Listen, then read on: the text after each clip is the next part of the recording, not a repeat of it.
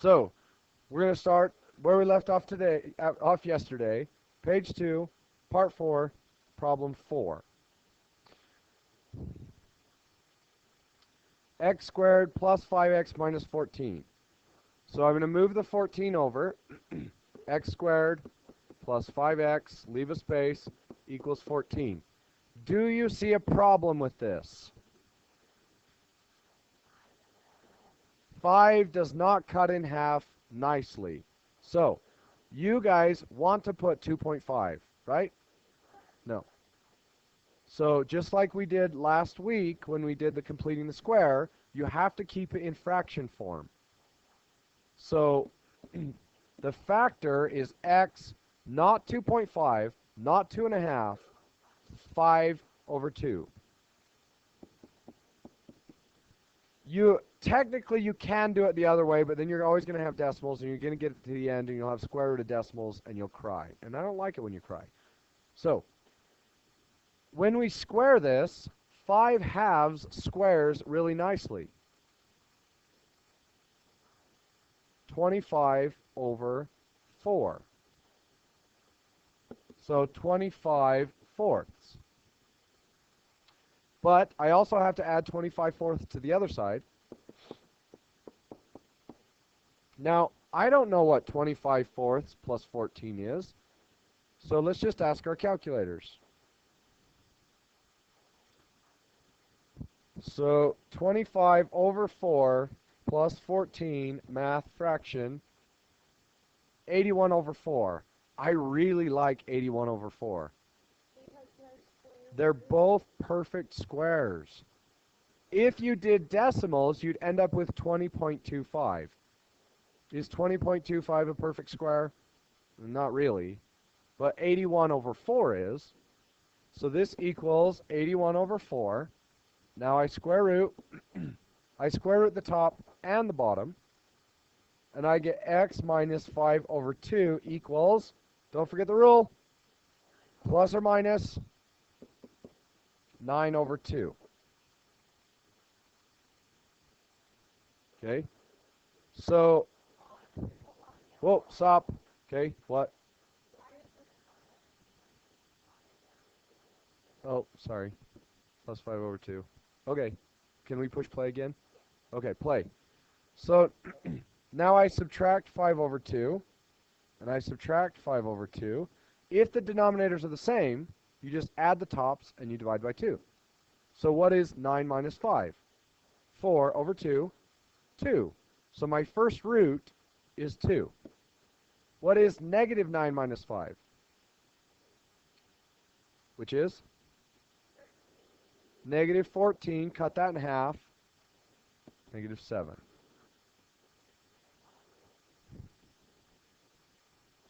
Because really what we're doing is 9 minus 5 over 2 and negative 9 minus 5 over 2. They have a common denominator. Question, yes. We had 81 over 4, but you have to square root both the top and the bottom. Yes, question. Okay, now, here's where it gets a little bit tricky. When we did this problem, how did we make it easier? We divided by 2. But on this problem, can I divide by 2? No, but guess what? You have to divide by 2. So completing the square, and this is really important, completing the square can only be done if the leading coefficient is 1. Now, there is a really complicated way to do it, but you don't need to know that for this stuff. So we're going to divide by 2 even though it doesn't work, and we're going to keep everything in fraction form instead of decimal form. So I go ahead and I divide by 2. So I get x squared minus 7x. I'm going to move the 5 to the other side, equals negative 5 over 2. Okay? What is the factor? X minus 7 halves. I just took 7 and I put divide by 2 underneath it.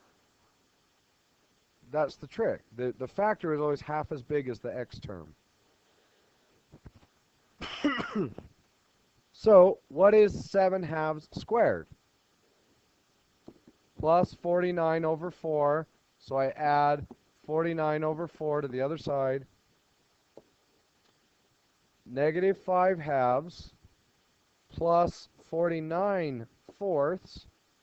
Math fraction. Ooh, is that a very nice number? The 39 isn't, but the 4 is. So this to the second is equal to 39 over 4. Okay, now what? Square root. Does 39 square root? No. Does it simplify? 3 and 13. So 39 is 3 times 13. Does it go any further? No, I don't think you guys are paying attention. You might want to watch this. So I can't bring anything out. It just stays the square root of 39. So x minus 7 over 2 is equal to plus or minus the square root of 39 over 2. Now, I'm going to add 7 over 2 to the other side. But the denominators are the same, right? So really, I can just lengthen this line out and put the negative 7, or it's positive 7 right there. Yeah, you can't add them, but because they have common denominators, you can put them over a single denominator.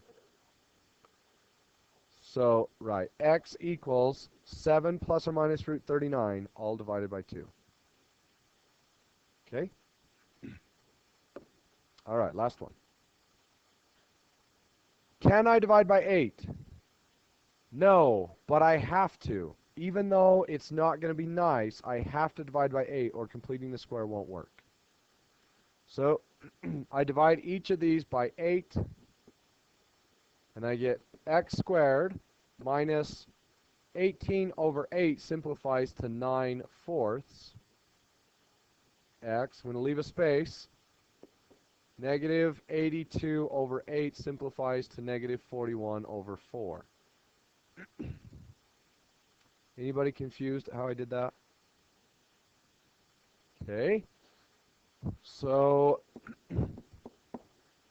how do I cut 9 fourths in half? No, not 3 over 2. That's the square root. Do you remember from last week, how do you cut a fraction in half? Double the denominator. If you want to make a fraction twice as big, you double the numerator. If you want to make it twice as small, you double the denominator. So 9 over 8. Okay? Now when I square that, what number goes here? Not 18, 81 over 64. And over here I add 81 over 64. Now, I have no idea what that is. So, negative 41 over 4 plus 81 over 64, which you can see is not a very nice number, but when I turn it into a fraction, it's a lot better. So, equals negative 575 over 64. Now, before I go any further, does anybody not catch one of those steps? Oh, okay. You don't have to like them. That's fine. You have your choice. You can do math happy or you can do math sad. Okay, sad it is. All right, so now I square root, and I square root. The denominator's really nice, so it's over 8. And I'm going to have a plus or minus 575. What goes into 575? 5 does. 115 times. What goes into 115? 5. And 23 is prime. Can I pull anything out? Wait, wait, wait. I can pull a 5 out. I divided by 5 twice. Wait. 5 what? 5 what? 5 what? Plus or minus 5 what? I. It's a negative.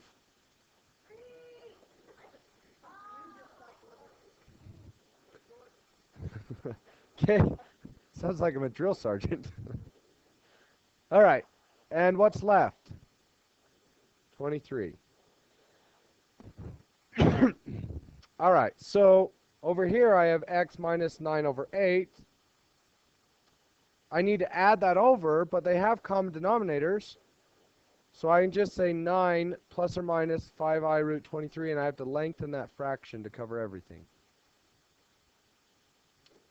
Now, what happens if they don't have a common denominator? For instance, what if I had x minus 2 over 3 equals plus or minus 6 root 12 over 9? Well, I need this denominator to match that denominator. So I need to times this by 3 and times that by 3. So it would be 6 over. Now, in this case, is there anything that goes into 6 and 9? So I could say 3 times 2 plus 2 root 12 over 9. Well, I just pulled out a 3. Now, because 9 is 3 times 3, and those 3's cancel. So if you get to the end, and this number and this number and this number have common factors, just divide everything by that number. But notice, we didn't touch the 12. You can't change the 12, because it's not 12. So the answer is 2 plus or minus 2 root 12 over 3. So if those 3 share a factor, you can pull that factor away.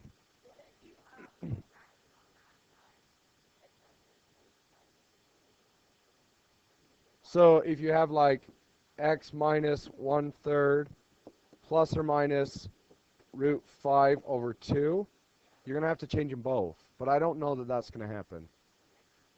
So you'd have to say 2 over 6, and then you'd have to say 3 over 6. So it would be 2 plus or minus 3 over 6. That's a good question. That might happen, but I'm not sure. Okay. Your assignment is to finish that worksheet. Best of luck to you.